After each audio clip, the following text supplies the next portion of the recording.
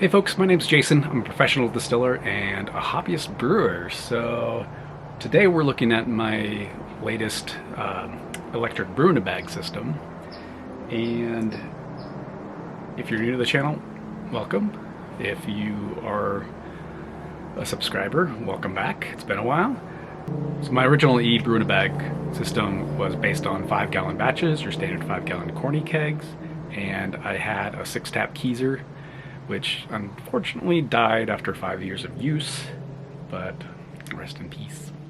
So I downgraded, because I was living in a studio apartment at the time, I downgraded to a 2-tap kegerator, and that, because it was a converted mini fridge, it could hold either one 5-gallon keg and one 2.5-gallon keg, or two 2.5-gallon kegs. So mostly I keep two 2.5-gallon kegs in it.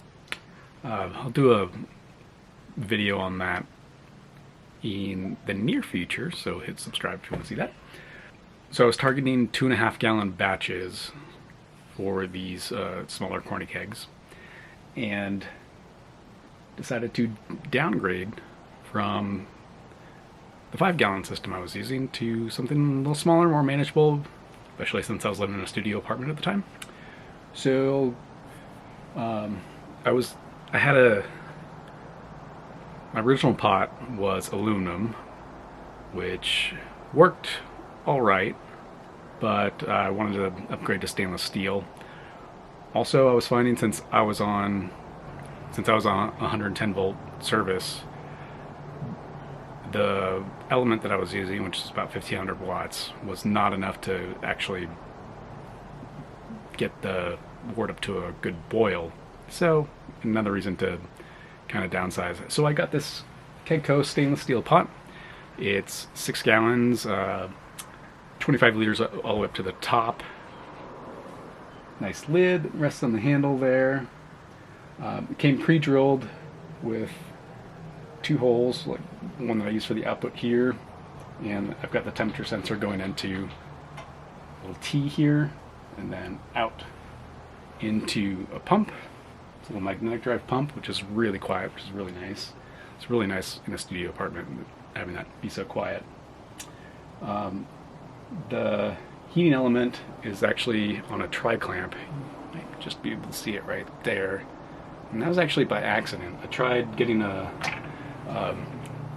punch out that I got was actually the wrong size, but it turns out that the tri-clamp weldless kit from, I think it's electricbrewing.com. But I'll leave the link down below where I got it. That ended up being the perfect size, so I was just able to get that kit, punch it in, and now I can actually convert the spot. I can take the element out, and then I can just use it as like a regular, like a stock pot if I wanted to. So that was a happy accident, not planned at all. So it's a brew-in-a-bag kit, and basically I target 3-gallon batches. So I'll start at like a total water of 3.5 gallons, and then boil down to 3 gallons. So by the time it gets into the fermenter, it drops down, and basically when it ends up in the final keg, it'll be about 2.5 gallons, and it works out really great. I usually have plenty of room in there if I'm not doing anything too high gravity, and it's been great. I'm using my same boil controller, which I'll leave a link to that down below. And that's my updated setup. The smaller batches, it's I've still got the same 1500 watt element, and because it's a smaller batch, it actually can make it up to a boil. I'm also living in a higher altitude, about 3,000 feet now, so boiling temp is reduced just a little bit. Okay, so I had to rebuild basically all the innards here. So I've got basically one power cord coming in. So one hot line coming in to this guy here. And the first thing I did was run it into, basically run everything through the temperature controller here, the little PID, and that was kind of a mess. So then I used one of these little power bars to basically chain everything together. So I've got a hot line coming in, one going to the element plug, one going to the pump plug, and one going to power the PID. I use this, it's rated for 600 volts, it says right here on the front, 600 volts, 25 amps, but just inside here, it basically melted all the plastic from the residual heat. So I had to remove that, and basically my solution was just good old-fashioned wire nuts, hooking all the power plugs together.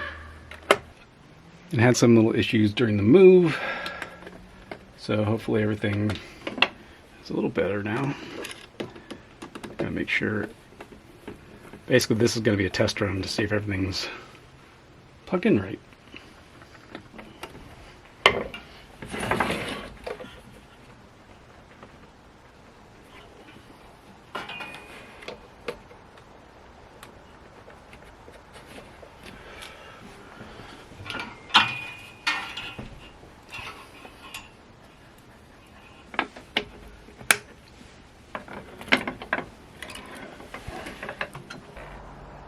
It doesn't look like our temperature is working properly.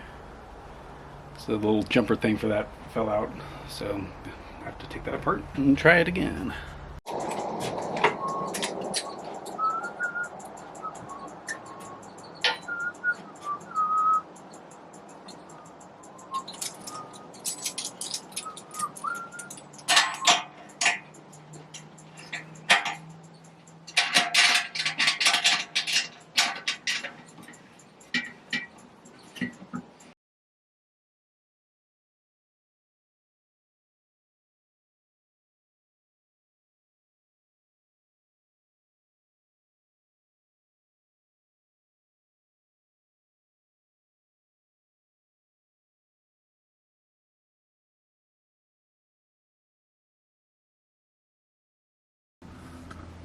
Let's see if we can get in here. Might be able to see it's got markings on here. Liters on the left, gallons on the right.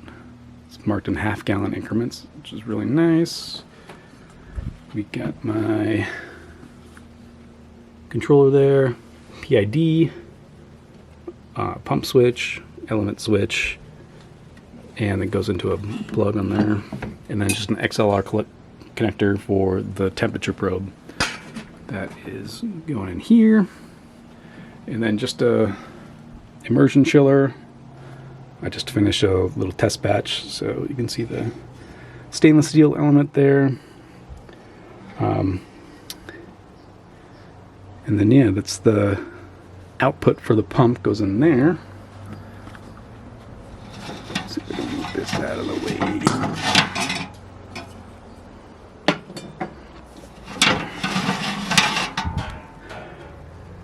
Then there's the pickup tube right down there.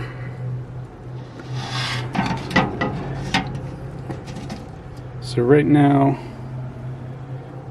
the element is just kind of sitting out there, and I'm going to work on like getting a little kind of like a false bottom that the bag can sit on, so it won't like kind of snag on that or risk getting scorched at all.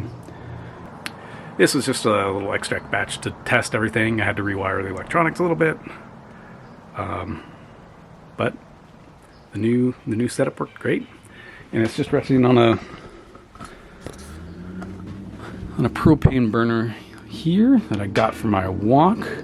I have thought about using it to maybe make the heat up go a little faster, heat up the boil, but I'm never in much of a hurry when I brew, so we'll see if that's needed or not. So here is a shot of the kettle. There's my keezer in the background, which is now dead. So this is the perfect apartment size. Just lived in a studio apartment for a while. And yeah, looking from the top.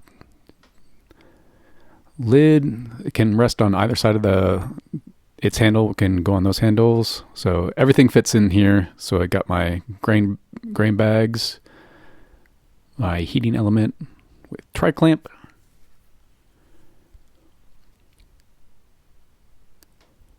That's the output hose that goes from the bottom part of the kettle to the pump. And then that goes from the pump back into the kettle. And then a mag drive pump, which is really quiet. And the control unit right down at the bottom, which fits perfectly in there. And you can see the little weldless connection over on the right there. And that worked out really well. So that's the output tube. And then the intake into the pump. And it creates a nice, good little whirlpool and haven't really gotten a clog, so it's worked out great. And that is my 6-gallon boil kettle for 3-gallon batches. Hope you liked it.